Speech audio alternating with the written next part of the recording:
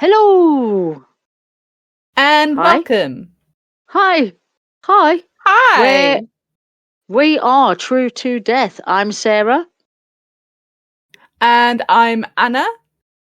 And as I say, this is our podcast, True to Death, also known as... Fiquei para morrer. Yay! Right, people out there, understand the level of work it takes just to improvise that? Like, that doesn't Make just it happen. sound natural. It did not sound natural. I No, it literally did sounded not. like I was clenching as I was talking. I'm pretty sure I've said this, like I keep saying the name, and I'm pretty sure the intonation with which I say it is the same every single time. I'm pretty sure. Do you ever see those kids programs, for the really young kids, and the people on there look like they're always smiling all the time? Oh yeah. That's the face I just made while I pulled the intro then. Like, Hello. hi, I'm Sarah. Hello. Hello. Hi. How are you?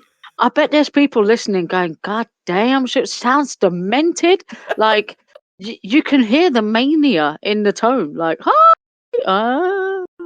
It's like when you get, waitresses and waiters who are really overexcited when they're doing their job. Way too excited to be where they are, because not that obviously nothing wrong with any sort of retail job. I myself work in retail.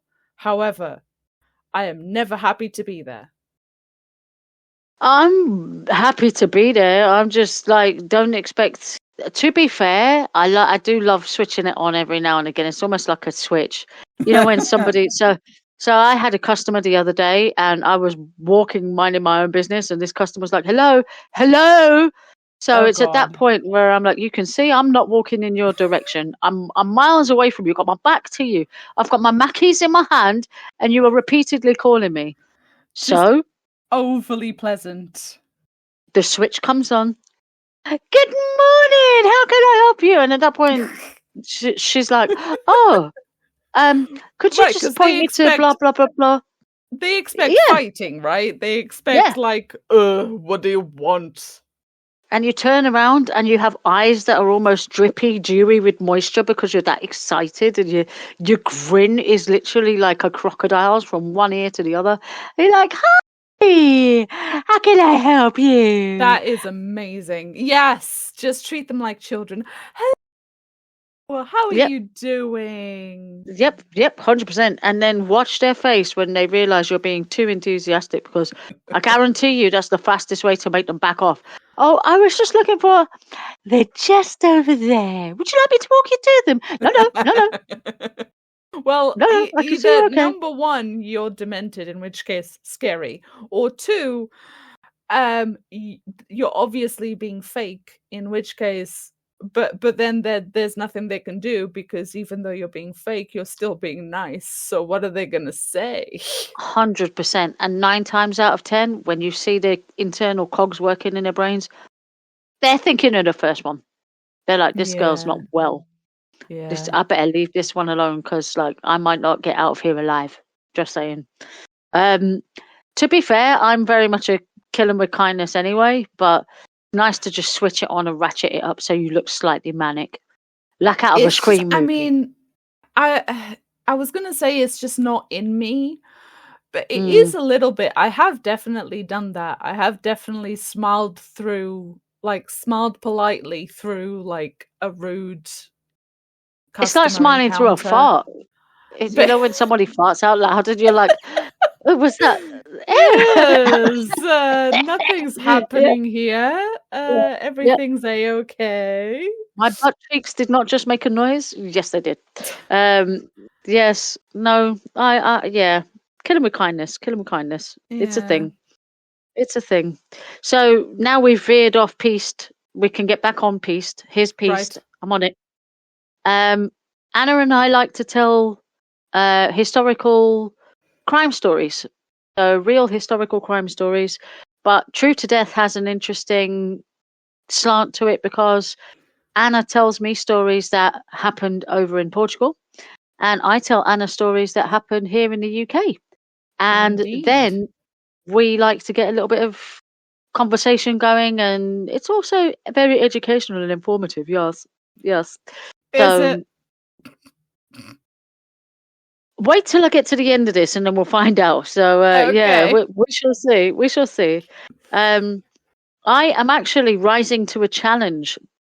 Our man on the mic for our last session happened to notice that every Oh, single interesting. episode we've done revolves around one particular crime. And I am So going to you've throw gone- down that gauntlet. You've Yep. gone for a different type of crime. Kind of. We'll decide whether or not towards the end this is classed as what I like to call cheating. Okay. Or what most business people would like to call using a loophole. But I we do shall- like we shall- loopholes. Oh, I have love you every gone? loophole. Have you gone for the what's it called? Oh my god, there's a name for it. When you do something that is required of you, but you do it I don't think grave robbing is required of anybody. No, not what I meant. Absolutely not what I meant. Sorry, I like that. No, Like, sorry, I that was meant a what laugh out you're loud doing, laugh. not the grave robbing. I meant what you're doing. Is but someone shouting like at me what it is that I'm trying to think of. When you do something that is required of you, but you do it in a way that doesn't benefit the other person at all. Oh my god, what is the word for it? Cheating. No, there's a specific word for it, or term, not word, term. There's about 50 listeners who are either shouting at They their are fingers like, no. shouting at me, like Yeah. screaming at me. Don't Yeah. scream at me. I'm very sensitive.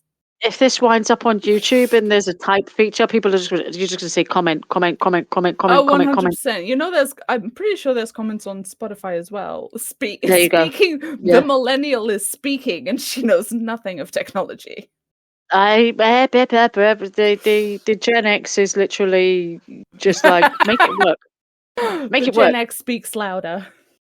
She does, but she just says, make it work. Make it work, damn it. She doesn't do anything else. She just make it work. I was going to say, I'm When pretty you sure do Spotify something that's has comments as required, well. When you do something that's required, but it doesn't actually benefit the person who's... But man. You're doing it with the intention of like not hurting, but like I would not hurt the man on the mic. Oh my god, what is it called? The bare minimum? No, close, but no. No. Oh my god, words have just left my brain. Either this is going to be cut, or everyone is going to be screaming at me. Stop screaming at me! I can hear you. They're not screaming. They're not screaming. They're just putting loud capital comments. They're just commenting with capital letters. Exclamation! They're shouting in type. I fucking hate that. Oh, sorry. I will say, by the time you shout that, I'm already going to know what the term is. So, completely futile. Well, let's move forward and you carry on, and I'll investigate. Shout it out if it comes to you in the middle of, even if I'm in the middle of a really serious sentence. Just shout it out. I will. So, yes, I have moved on from murder to grave robbing. Because I think we slightly touched on this last week, and it opened.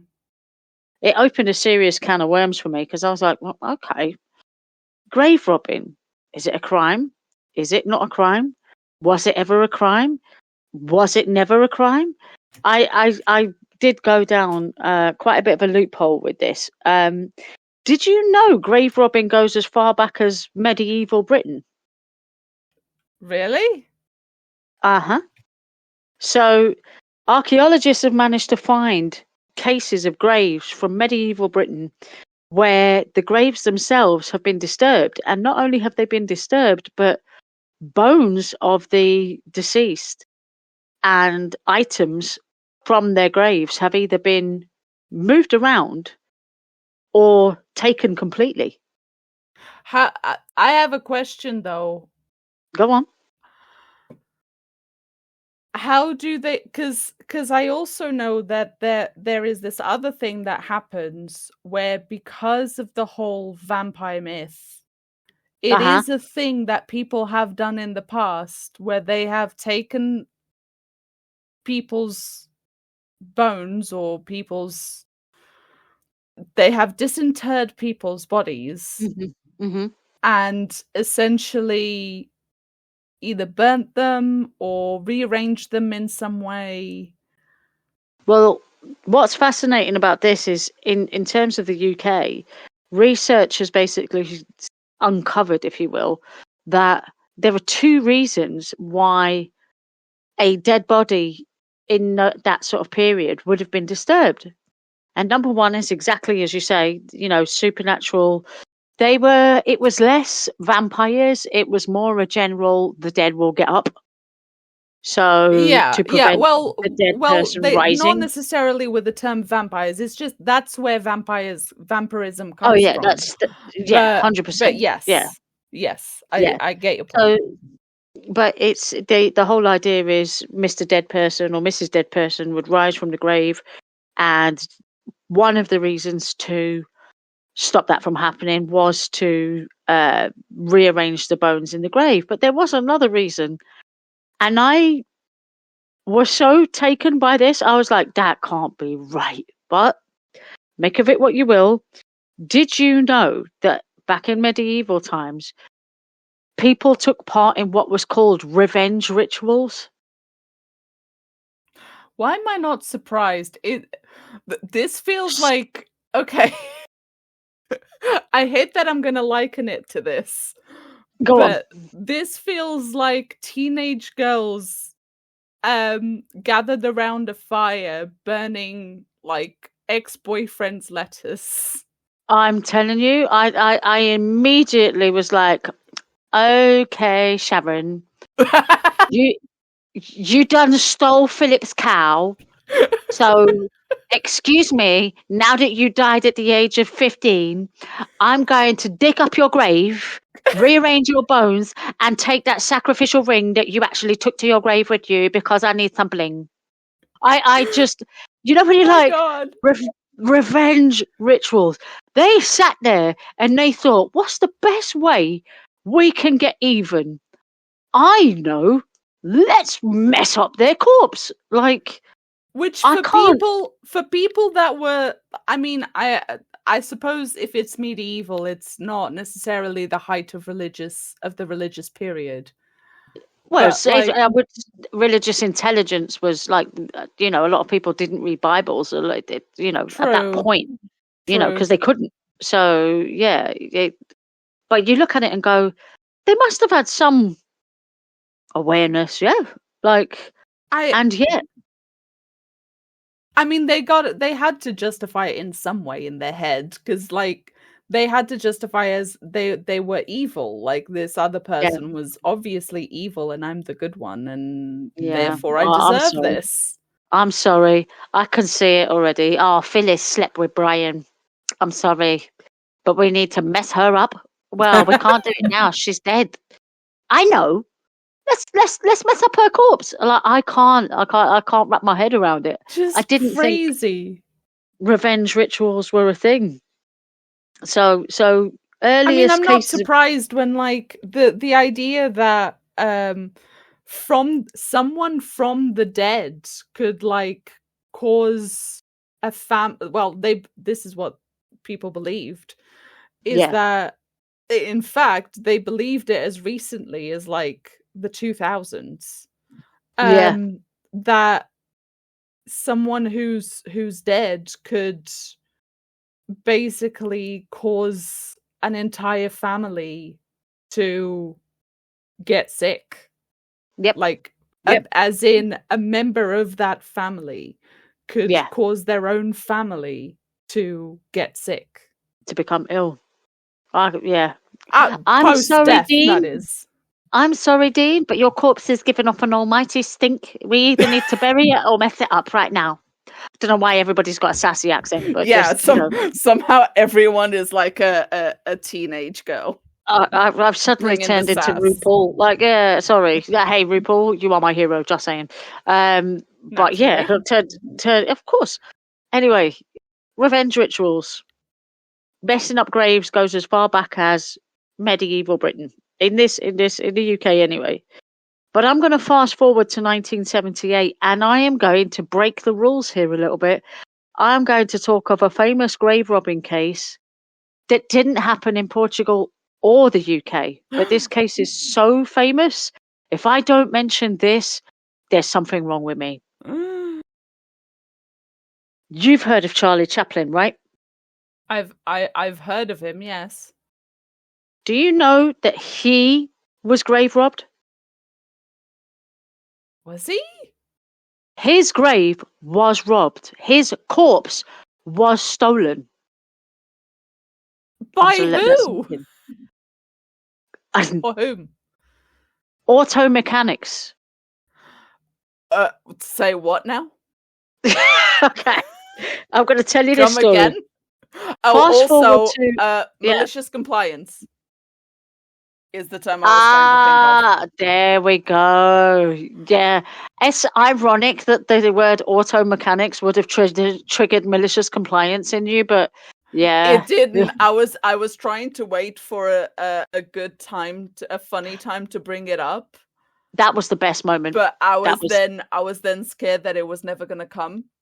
But no. Dropped right at the perfect time. Okay. We love most auto mechanics out there, by the way. But yeah, not losing any listeners today. Yes, so 1970 auto. Say that again about the non-compliance. Malicious compliance. That's the one. Okay. So if anybody feels like maliciously compliantness, whatever. Yep, there you go. There's the term. You've probably already typed it in twice. Well done. Yeah, they have. It's okay. I already know it. Ha ha. Yeah, she knew it. Sucker. Anyway, yes, 1978, and Charlie Chaplin is dead, and these two auto mechanics were struggling for money, had a few debts going on, and one of them just came up with the idea for taking his corpse and holding it for ransom. And I have a question. How did that idea come about? I do not know. Were they just in the neighborhood? I do not know.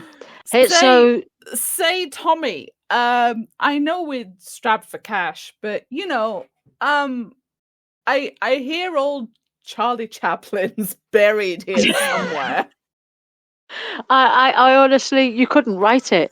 The corpse was stolen in the March of 1978 and was kept with them for 2 months while they tried to ransom it off to his wife.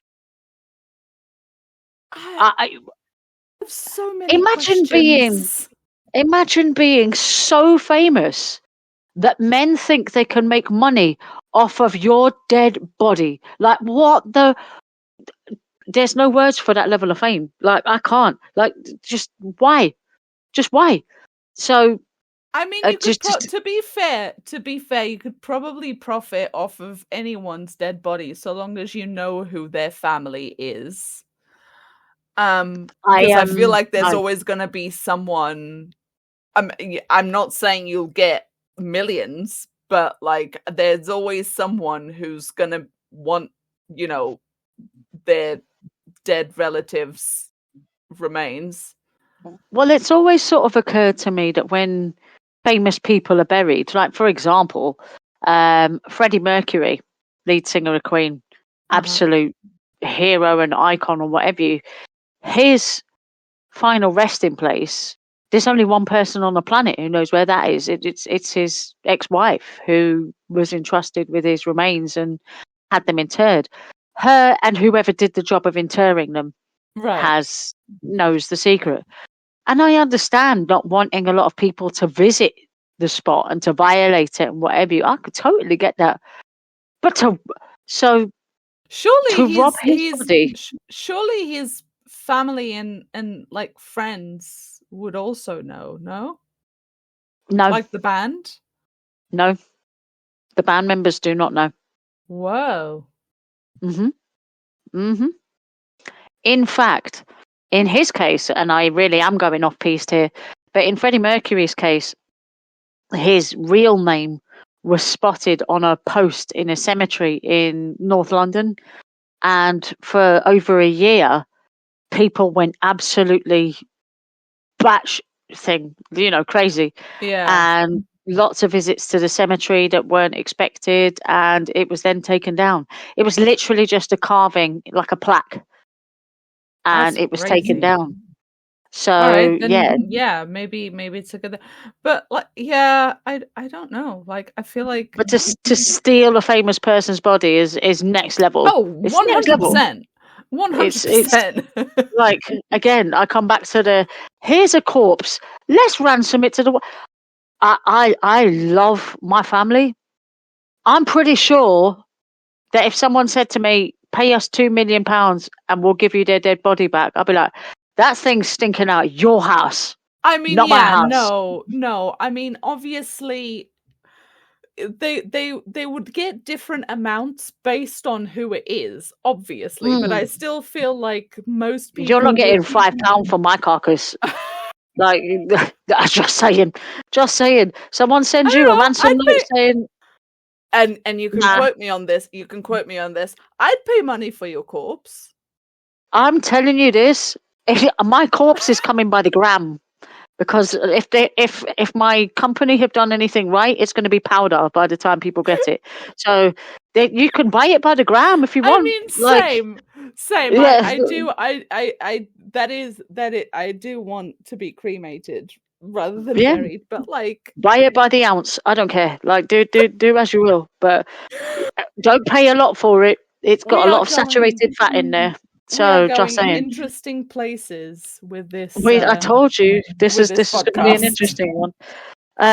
So to get back to the Charlie Chaplin story, yes, his body was taken on the early March, and several ransom notes and phone calls were made to Charlie Chaplin's wife, Una, and she just, short of laughing it off, she called it absolute lunacy, reported it straight to the police, and went, "What are you not doing about it?"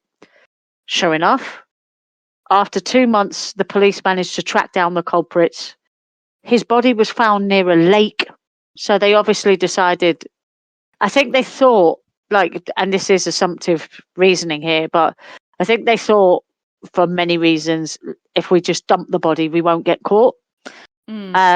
So plus by May, it must have been it must have been stinking. It had to be a bit of a stink, attracting blowfly and everything. Like, no, yeah, okay. I've just had food. Anyway, no one needs to see that level of decomposition. Nah. So, long story short, it was found by a lake, and shortly afterwards, the culprits were arrested and jailed.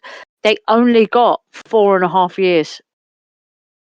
Wow. How interesting is that? Stealing someone's remains and trying to get a ransom out of it. Would you believe what crime do you think they were done for? I'm going to pick your brains with this. I'm guessing not kidnapping? Yep. You can't. So interestingly, certain countries have laws about whether a body is considered property or not, and that determination, that letter of the law, whether it's considered property, determines what type of crime it is. Because certain countries, a body is not considered property, it's not theft, it's kidnapping, even though the body's dead. Where do you go with that? Where do you go with that? Like, okay, I'm just going to kidnap this corpse over here. Don't speak, corpse. Don't make me gag you. Kidnap. So kidnap. It was kidnap. They were charged with kidnapping. Listeners out there, if I'm wrong, please feel free to correct me. But from my reading this morning, kidnapping. That is So crazy. his body was reinterred in the same space in a cement reinforced grave to deter anybody from trying to get into it again.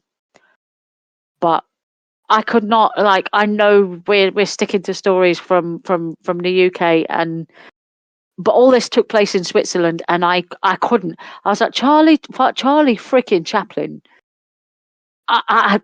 The most famous single case of grave robbing to have existed in the last 2 centuries. So yeah, that I had to go off on a tangent with that one because I was like, damn. So yeah, no, that's fair. Do you know anything about body snatching at all? I mean, I obviously know about the most famous body snatchers. I want to say, but hold on, I don't want to miss. We're gonna address this. We're gonna address this because hold on. Because I'm absolutely going to say that Burke and Hare. Burke and Hare. Now, interestingly enough, Burke and Hare are not famous for their body snatching. No, they're famous for their murders, but they are body snatchers. They are indeed body snatchers. Well, they started off as body snatchers, and then they decided they didn't have enough bodies to be snatching. So they started snatching live people and turning them into bodies to snatch. We are going to get into that because it's their story is very, very fascinating. So I'm going to touch on that in a second. But I'm going to give you a general background on body snatching, because I did not realise how big a deal it was in this country. So in the UK, I keep saying in this country, but I have to remember the UK is 4 countries. And I need to remember that not all of them are going to want to be called this country. Anyway. True. So the peak of body snatching, it hit its peak between the 18th and 19th centuries. And during this period, science as we know it was taking great strides, particularly in biology and anatomy. This became coupled with this fascination with death. I think somewhere in the war between religion and scientific fact, people wanted answers. And the biggest question was, what is death? How can we... Not to mention, what's the deal with the human body? 100%. So this led to superstition becoming rife. Funerals became something... I mean...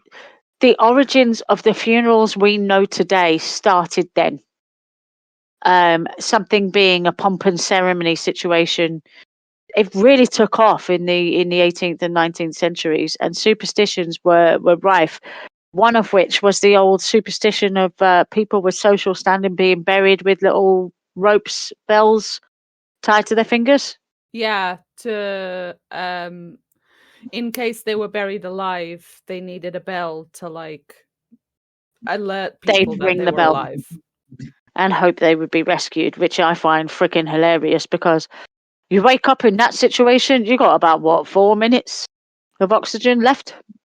So good luck with ringing that bell and hoping someone's going to hear you. Some people paid people to guard their sort of graves first couple of... for a few days or a few weeks. Yeah. There were things called mort safes, which rich people used to reinforce their resting places, which made it a problem for body snatchers to actually take their bodies. So we're going to get into that. The study of anatomy led to a surge in the need for freshly dead bodies. Hospitals and universities tended to turn a blind eye. They didn't care where the bodies were coming from, so long as they got them and they were fresh. That was the key. This led to an epidemic of grave robbings done by men who became known as resurrection men, which is quite an elegant term for what they're actually doing. Yeah, it is. So it's important to note that during these times, resurrection men, if they were caught, were not prosecuted for robbing bodies, because UK law made no mention of bodies as property. So under UK law, bodies were not considered property. In fact, it was not so normal to use dead bodies for any number of things, including mummification. They were just it was not good. Money was paid for good bodies in good condition because they were outside of the remit of something that we would say, all right, that's stealing. So when resurrection men were caught, they would only be prosecuted if they had been caught stealing the clothes the body was wearing. Because that was considered property. Or things the body was buried with. Items, basically. Essentially, yes. So a grave robber would not be prosecuted for the body that he just dug up, but the shit they were wearing. Possessions. The possessions. Yep. Because they were property. That was considered stealing. Forget the body. They don't care about the body. The items they were wearing were items that were being stolen. Ergo, that's what resurrection men got prosecuted for. So I just want that there in your head, just to as a starter. Lovely. When this started off, the only bodies that really were able to be singled out were felons, suicides, and foundlings and orphans, because their bodies were not considered fit for burial. However, in the UK, this explosion of anatomy and studying dead bodies basically created a shortage because they were so specific about what bodies they could take. There became a shortage. There weren't enough felons and suicides. It basically, they could only take bodies of people that people wouldn't miss, basically. Exactly. Sadly, and I do find this quite sad, orphans, suicides, felons, their bodies were not considered fit for proper burial under religious circumstances. So, in spite of the fact there was no law against using their bodies and desecrating them, which also would have gone against religion, they weren't considered, the same religion considered them not fit for burial. Yeah. So you're like, So you're not going to punish those who desecrate those bodies, even though they're supposed. So, did you know as well that under religious rule, bodies were supposed to be buried and kept intact because they were supposed to be prepared for Judgment Day? Yeah. So I'm laughing at the hypocrisy of the rule that goes, oh, you can mess their bodies up, that's fine. No, go ahead. We won't punish you for that because they're not good enough anyway. But by the way, don't touch these bodies over here. Because 100%. Even though it's legal to steal them, even though it's completely legal to steal them, you don't touch them. They're good bodies. They're good bodies. Good bodies. Good bodies. I just find it absolutely hilarious. It's an irony that I can't quite wrap my head around. This reached an absolute epidemic proportion, and in 1832 the Anatomy Bill was passed, basically granting more power to relatives of those who just died to decide what was going to be done with their bodies. So after that, resurrection men became they took a hit, basically, because their business couldn't survive, because they couldn't just grab any old corpse. It had to fit a certain criteria. So the Anatomy Act 1832, I'll just give you a bit of a debrief on this. So it basically said it's an act of Parliament that gave free license to doctors teachers of anatomy, and bona fide medical students to dissect donated bodies. And it was enacted in response to public revulsion at the illegal trade in corpses. So basically, which is rich considering they weren't really doing anything about it in the first place. 100%.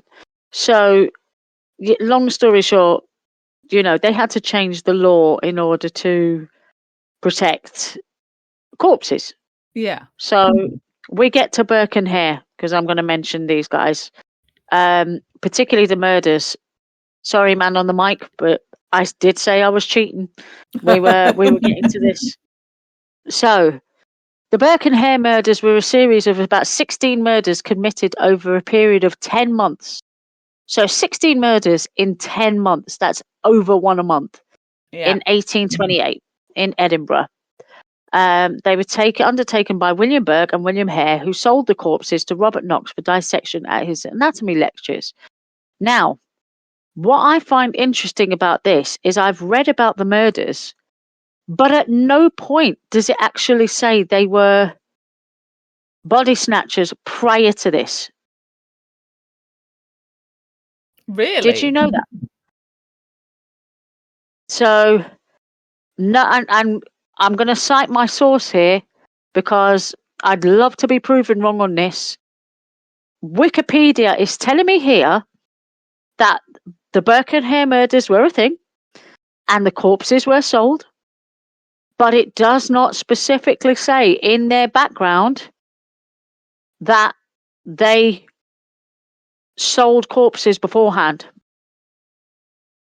So, long story short, here's a bit of the background. In the early 19th century, Edinburgh had several pioneering anatomy teachers. There were quite a few. Because of their efforts, Edinburgh became one of the leading European centres of anatomical study. Lovely. The teaching of anatomy, crucial in the study of surgery, required a sufficient supply of cadavers, the demand for which increased as the science developed. Scottish law determined that suitable corpses on which to undertake the dissections were those who died in prison, suicide victims, and the bodies of foundlings and orphans. Okay? With the rise in prestige and popularity of medical training in Edinburgh, the legal supply of corpses failed to keep pace with the demand. So, students, lecturers, and grave robbers, also known as resurrection men, began an illicit trade in exhumed cadavers. This just gives you an idea about how messed up this was. Yeah. Stealing the body itself was not an offence, as it did not legally belong to anyone. The price per corpse changed depending on the season. The condition as well, depending on a lot. Yeah, like the condition of the body, how much they could get out of it, basically. So the price per corpse changed depending on the season. In the summer, in the warmer months, £8 per body. That's what we're talking. Because the heat brought on, as you were just saying, quicker decomposition. Yeah. £10 in the winter months per body. Make of that what you will. It's not even that much. So, back then it would have been quite a sum, really. Yeah. Nowadays, not so much. Like £10 wouldn't buy you a decent takeout. I have found evidence that, I say evidence. I'm just reading the BBC article. Well, a BBC website on Burke and Hare, and it does say very early on. I'm not reading through the whole thing, and I'm not going into too much of it, but it does say one of Hare's elderly lodgers, an army pensioner known as Old Donald, died of natural causes, leaving a debt of £4 in rent, roughly £271 today. To cover the cost of this debt, the two men decided to sell the pensioner's body. Yes, but they didn't dig him up from a grave. No, they basically, yes, you're right. It's not like they didn't physically dig the body. They basically found dead people. But they began by finding dead people because they were in good condition, so they could sell them for more. Again, this doesn't. So this is where I'm wanting. In fact, I may do a round 2 on this so I can dig into it further, because everything I'm reading here in the background, I've gone on quite a bit. So by the 1820s, I'm going to carry on. The residents of Edinburgh had taken to the streets to protest at the increase in grave robbing. Robbing? What's robbing? Robbing. Anyway, say it 3 times fast, it comes out your mouth, and then you can move on from robbing. So by the 1820s, residents of Edinburgh had taken to the streets to protest at an increase in grave robbing. To avoid corpses being disinterred, bereaved families used several techniques in order to deter the thieves. Guards were hired to watch the graves, and watchtowers were built in several cemeteries. We talked about the mort safe, large stone slabs placed over a grave for a short period until the body had begun to decay past the point of being useful. Historian Ruth Richard describes the area and the time as a growing atmosphere of crisis among anatomists because of the shortage of bodies. Historian Tim Marshall considers the situation meant, quote unquote, Burke and Hare took grave robbing to its logical conclusion. Instead of digging up the dead, they accepted lucrative incentives to destroy the living. We're still not, and this is a whole page on Burke and Hare, no mention of them actually digging up a body at all. Yeah, no, you're right. So William Burke talks a little bit about William Burke. He was born in 1792 in County Tyrone in Ireland. One of 2 sons to middle-class parents. Had a comfortable upbringing, was doing okay. So where are we? He was a cobbler by 1827. So they moved to Edinburgh in November 1827. Where are we? He and his wife became hawkers, selling second-hand. Oh, jeebus. Sarah, rewind, start again. Get your tongue straight. Okay. They were selling second-hand clothes to poor people. He then went on to become a cobbler. Oh, I love a bit of cobblers. He earned upwards of £1 a week and was known as an industrious, good-humoured man who often entertained his clients by singing or dancing for them on their doorsteps while plying his trade. So there you go. That's Burke, up until the time of the killings. William Hare was born in Londonderry, so also an Irishman. When arrested in 1828, he gave his age as 21, but one source states that he was born between 1792 and 1804. Information about his earlier life is very, very sparse. There isn't a lot about him. It's possible that he worked in Ireland as an agricultural labourer before travelling to Britain. He worked on the Union Canal for 7 years before moving to Edinburgh in the mid-1820s, where he worked as a coalman's assistant. So again, no mention of either of them by 1828 digging up graves. No, as far as I understand it, they didn't start. And yes, you're right. Even then, it wasn't.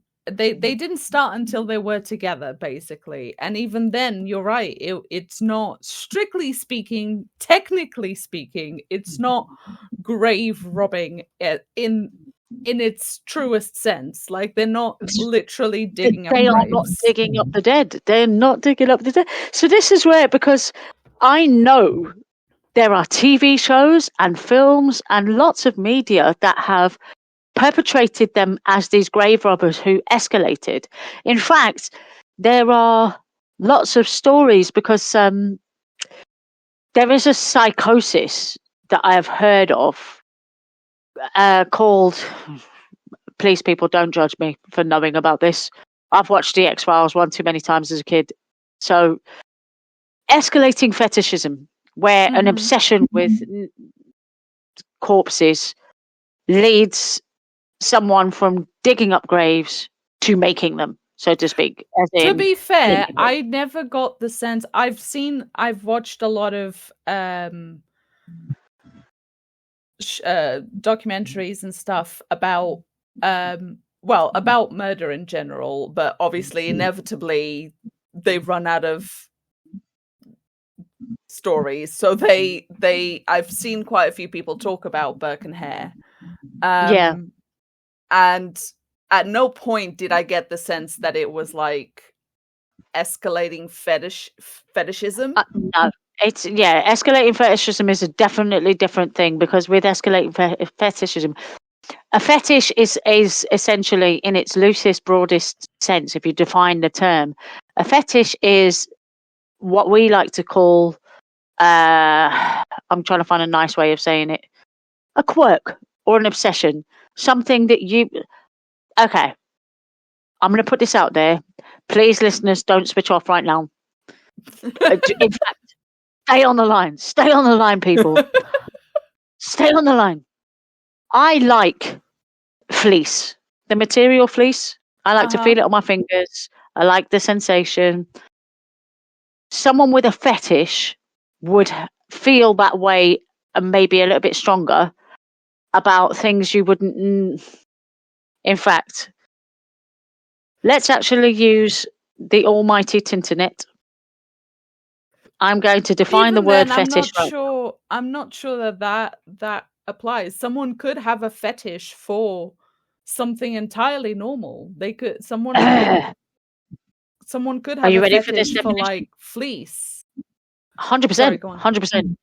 But a fetish takes my liking of fleece and just goes a little bit further. Yeah. Because a fetish is a form of desire, physical desire, in which gratification is strongly linked to a particular object or activity or part of the body that is not the usual parts of the body that we get gratification from. Does that make sense? Absolutely. And I think I've said that in the most PC way possible. So no, you do.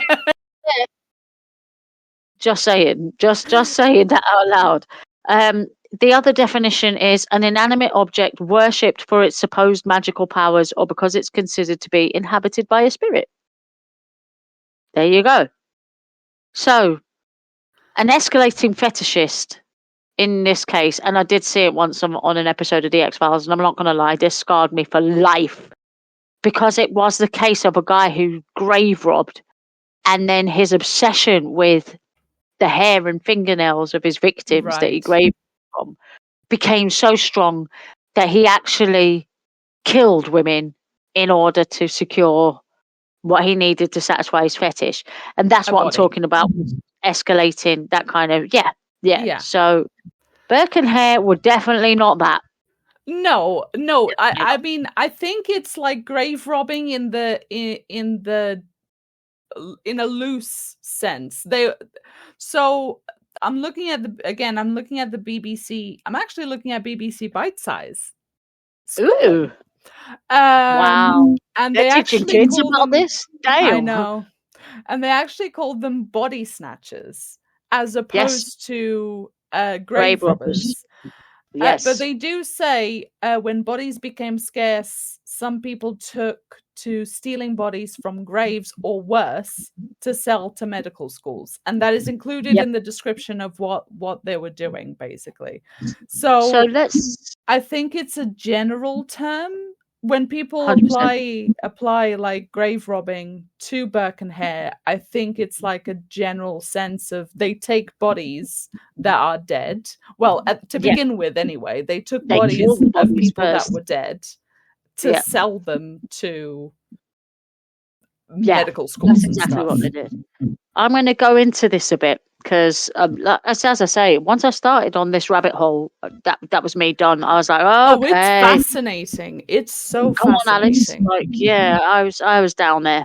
So on the 29th of November, 1827, Donald, who you mentioned before, a lodger in Hare's house, died of dropsy shortly before receiving an army quarterly pension.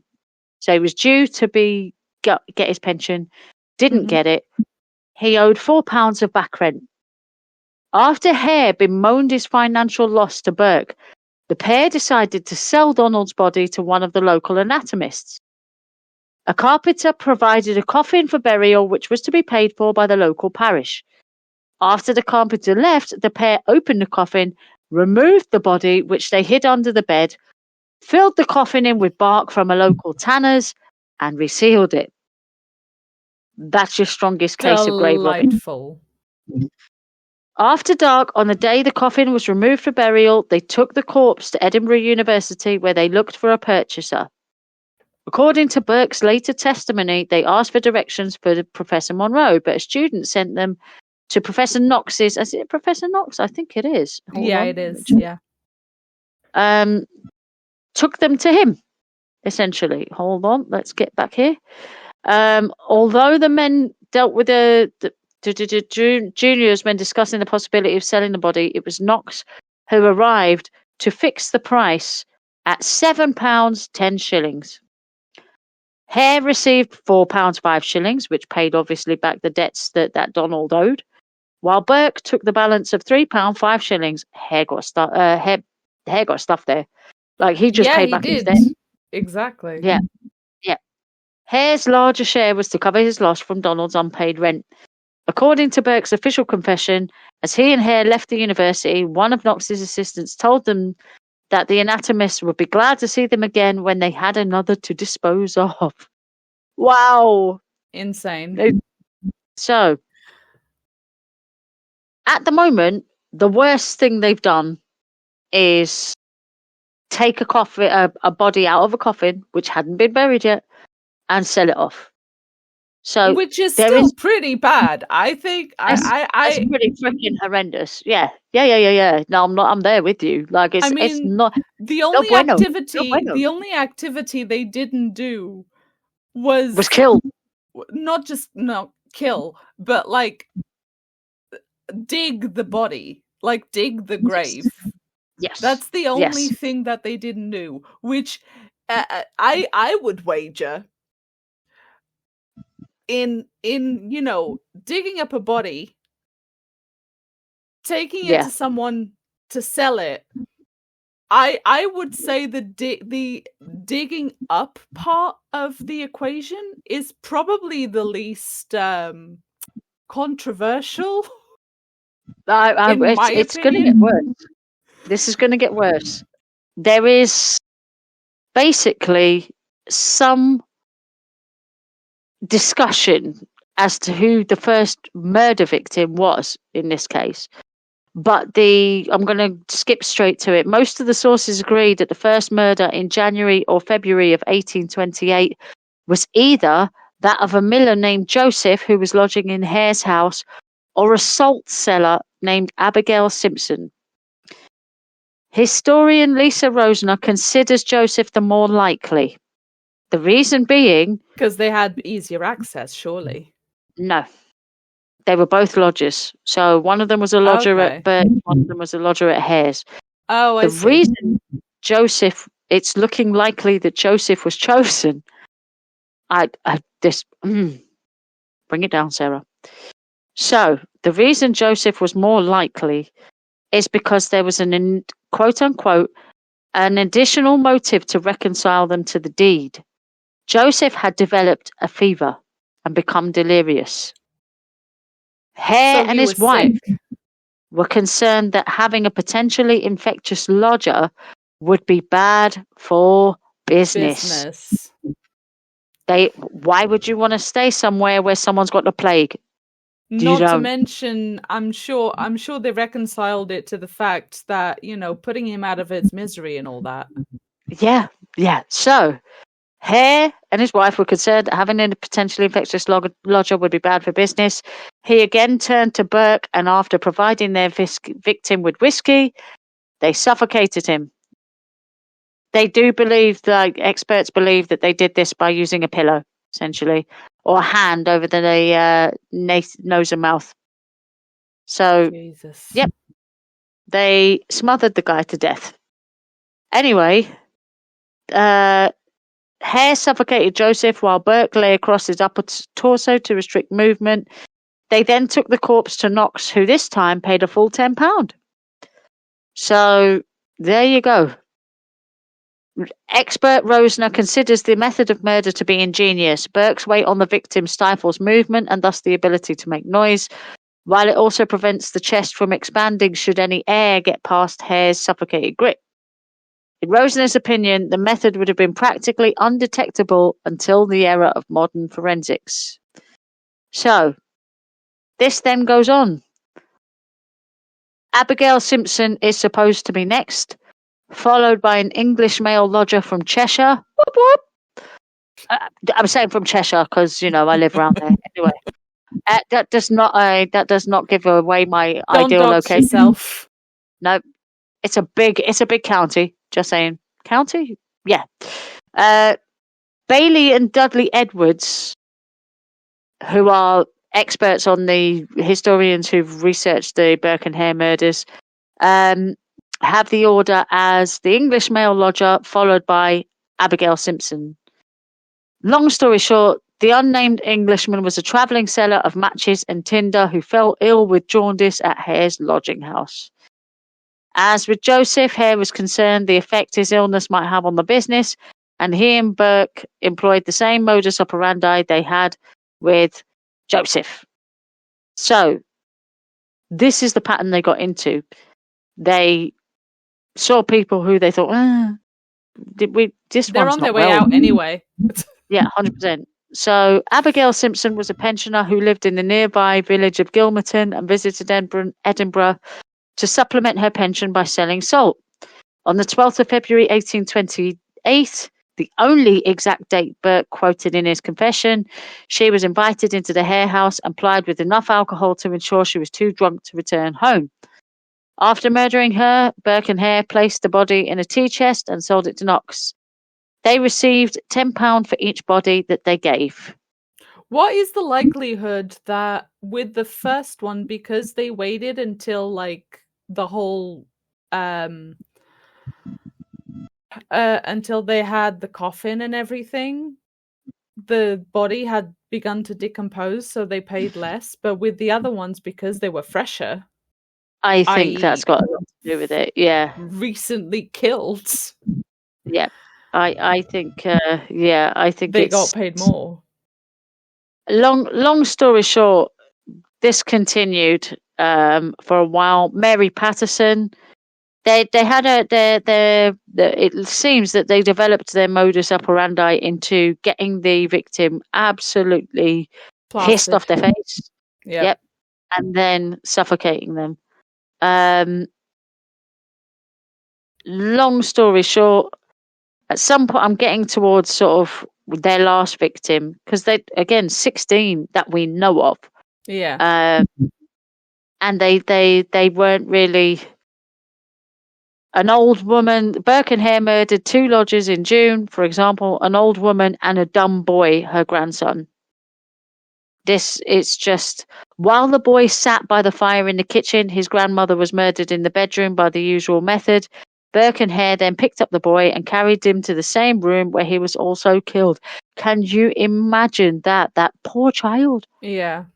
He went through. A lot of this we know because it came from Burke's confession. So we know very little that came from Hare, but it came from Burke's confession. The last victim, actually, I'm going to have to mention this guy. One of the victims was a man called James Wilson, who was also known locally as Daft Jamie. Why? Because he was not well. He was 18 years old. He had a limp caused by deformed feet. And he was, Wikipedia uses this term, I'm not sure how comfortable I am with it, mentally disabled. So he was known locally as Daft Jamie.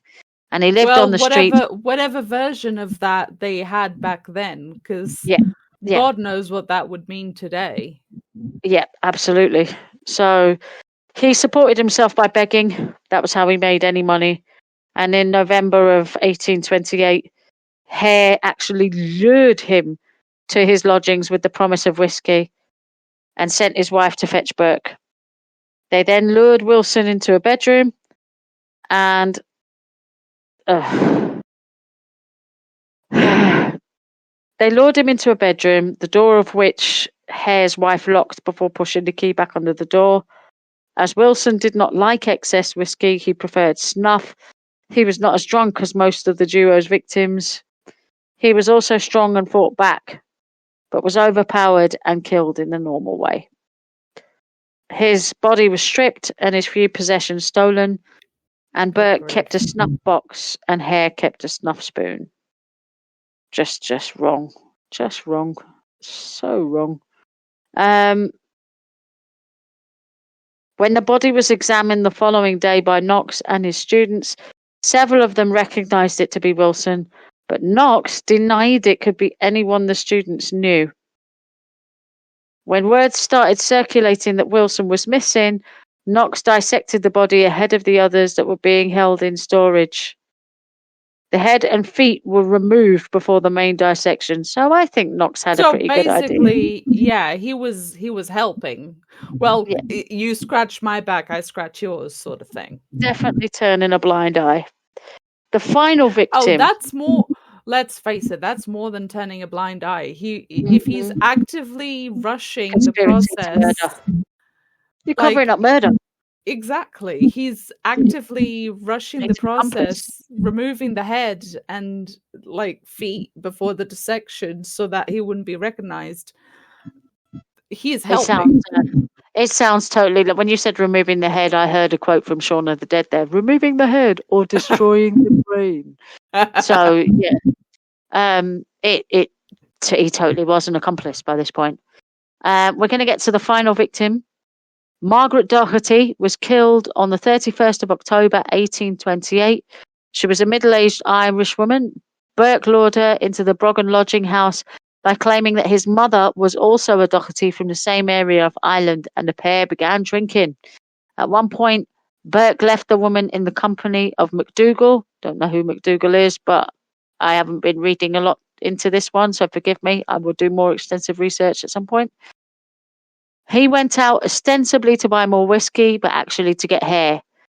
Two other lodgers, Anne and James Gray, were an inconvenience to the men, so they paid them to stay at Hare's lodging for the night, claiming Doherty was a relative. The drinking continued into the evening, by which time Margaret had joined in. Around 9 p.m, the Greys returned briefly to collect some clothing for their children and saw Burke, Hare, their wives, and Doherty all drunk, singing and dancing. Although Burke and Hare came to blows at some point in the evening, they subsequently murdered Doherty and put her body in a pile of straw at the end of the bed. The next day, the Greys returned, and Anne became suspicious when Burke would not let her approach a bed where she had left her stockings. When they were left alone in the house in the early evening, the Greys searched the straw and found Doherty's body, showing blood and saliva on her face. On their way to alert the police, they ran into MacDougall, who tried to bribe them with an offer of £10 a week. £10 a week. Can you imagine how many corpses they would have had to sell to make £10 a week? Oof. Yeah, exactly. While the Greys reported the murders to the police, Burke and Hare removed the body and took it to Knox's surgery. I reckon MacDougall must be someone who's linked to all of this, and I've just skipped it and thingied it. So forgive me, listeners. I will go back and do my rereading. Where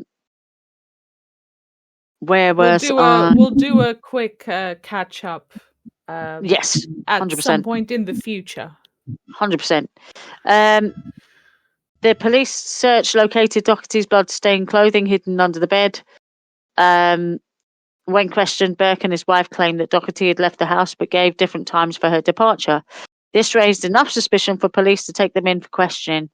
Early the following morning, the police went to Knox's dissecting rooms where they found Doherty's body. James identified her as the woman he had seen with Burke and Hare and his wife were arrested that day, as was Brogan. All denied any knowledge of the events. In total, 16 people were murdered by Burke and Hare. Burke stated later that he and Hare were quote-unquote generally in a state of intoxication when the murders were carried out, and he quote-unquote could not sleep at night without a bottle of whiskey by his bedside and a twopenny candle to burn all night beside him. When he awoke, he would take a drink from the bottle, sometimes half a bottle at a draught, and that would help him sleep. He also took opium to ease his conscience. Wow. the reason I'm going to get towards the end of this is there's a massive irony to this. So I'm just going to get to.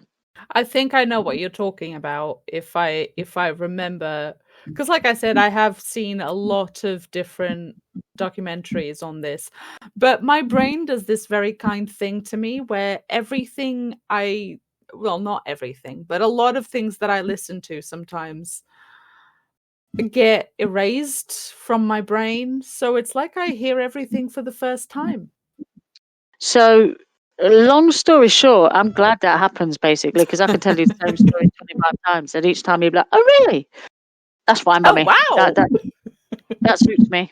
That suits me. Yeah, you can be amazed all over again. You'll always get a good reaction out of me. I'm all here for that. I'm all here because I will tell the same story 25 times because I won't remember telling it the first 24. So Knox did not face any charges for the murders. Burke wrote a statement for the police that exonerated him, essentially.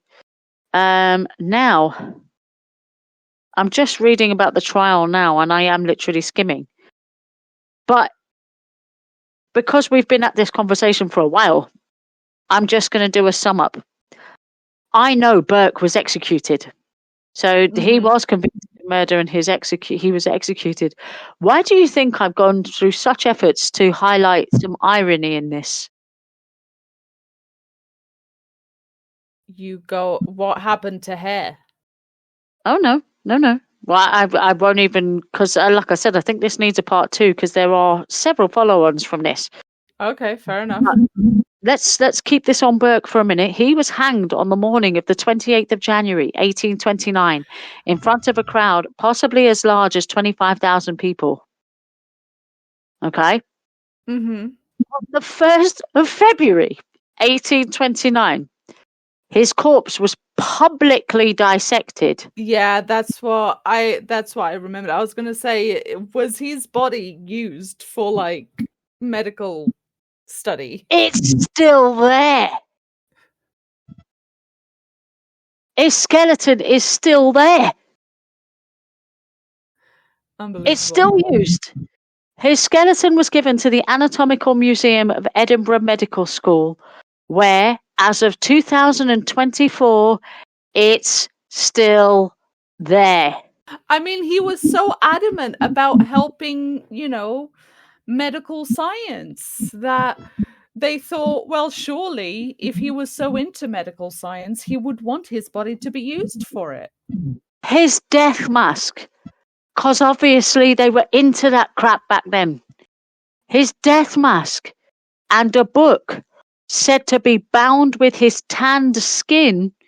Lovely. Is on display at Surgeons Hall Museum. They were not faffing about with this one. That's called karma. Do you reckon eventually we're going to have to do a tour of like museums and places to visit with like... I honestly, like, when you're reading about this, you're like, where? So, yes, I think that's a thing. Starting in Portugal and ending in the UK. So, for all the listeners out there is going to be a round 2 on this because actually we've gone into this subject quite extensively tonight. And I feel it needs a round 2. So, I am going to continue this story because we still don't know about Hare in all of this. Well, I know about Hare; it's on top of my head. But that was a bad joke. You didn't even catch that, did you? No, I did not. Not until you said it. Delayed reaction. I love it. Yeah, Hare's the stuff that sits on your head or on your toes if you're really unlucky. Anyway, I don't know. It can also be a hopping bunny. It can also be a hoppy bunny. Hop. But every time I hear Hare, I'm like, yeah, Hair. Yeah, rather than Hare. Yeah, fair. That just sounds like fair hair. Sorry. Anyway, you can tell it's getting late in the evening. Yes, we do not know about Hare or McDougal, and that's just this story. There is a story based on this story. about something called Arthur's Seat. Do you know anything about Arthur's Seat? No. Ah, ha ha ha But I ha. love that there's more to this than I already know. It is related to this story, as is the story of the London Burkers. But you don't know who they are. No. I'm going to leave that there. I probably have already seen it in some sort of documentary, but it's gone. It's gone. My brain erases things that it thinks is unnecessary, and what it thinks is unnecessary is everything. The London Burkers were a thing. So I am going to finish. This is a to be continued. TBC, people. TBC. If you want to hear what happens next. So, speaking of acronyms, BBC Bite Size has a test your knowledge quiz at the end. Wow. How lovely is this about the body snatchers? I'm going to do it next week. Well, not next week, before the next my next session, for my next story. I'm going to do it. I'll actually do it. Do it right now. No. Wait for it. All right, fine. Just saying. So, yes, when I tell my next story, we will conclude this epic body snatching phenomenon thing. And we will start next that next episode, not the next episode, but we'll start that next episode with a little test of knowledge as to how much of this you have retained. And I am going to fail, but I'm sure our listeners are going to pass. I'm going to fail miserably, and I'm the one telling the story. So there you go. We can't both be bad at memory, Sarah. Yeah, we can. Yeah, we absolutely can. Why do you think we're making a podcast? So in our old age, we can listen back and go, oh, I like that story. That's a new one. Oh, tell it again. Yes, yeah. That's just a thing. So yeah, 100%. And on that note, I think we're going to have to do our goodbyes. I think we are. I do believe that I have waffled on for over a solid hour now. This has been a good one. Well, I'm glad. Or an interesting one, I should say. We segued. I felt it was a nice way of cheating to actually go, oh, by the way, this one's not about murders, but actually, it is. It is. It is actually. It is. I'm going to say it in the Cockney. It is. It is actually about murder. Oh, I'm so sorry, Lon. Yeah, I'm so sorry. So, right. Yeah. On that note, it's time to say goodbye. I am Sarah. I am Anna, and this has been True to Grave Robbing. True to death, true to grave robbing, true to body snatching, and you're never going to look at Charlie Chaplin in the same way, that's for sure. So no, definitely not. The poor guy couldn't catch and Freddie Mercury. Must be things about mustaches. Oh God. Oh no, let's not go off on that one. I'll be here. There were some cool mustaches, though. They really were. Yeah, epic. Yeah. Before we go on to a 20-minute conversation about different types of mustache. Absolutely. Or how to say mustache. Mustache. Yeah. All right. It's time to go now. It's time to say goodbye. Time to. Right, I'm going to go. So, so catch you later. Bye. Bye. Bye. Bye. Bye. Bye. Bye. Bye. Bye. Bye. Bye. Bye. Bye. Bye. Bye.